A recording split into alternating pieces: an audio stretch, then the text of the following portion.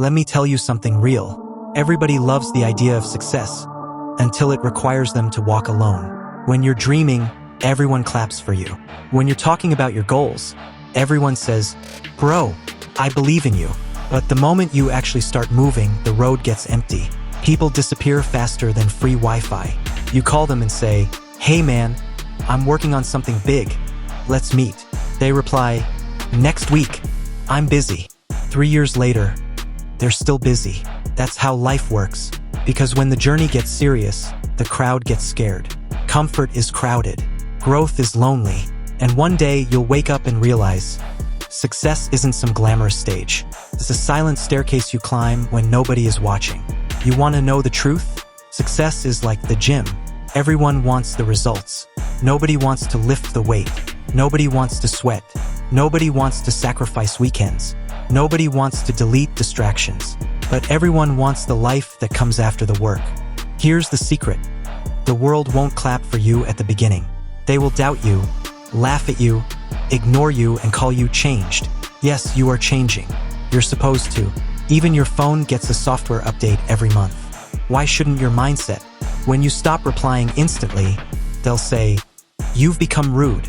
When you stop wasting your time, they'll say, "You're not fun anymore." But when success finally shows up, those same people will say, "I always knew you'd make it." Really?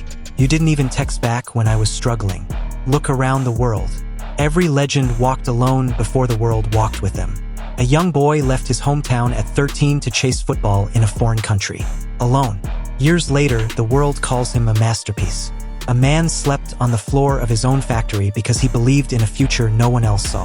They called him crazy. Today, they call him a pioneer. A girl was rejected by every record label she approached. She wrote songs alone in her bedroom, crying, doubting, rewriting. Now stadiums scream her lyrics.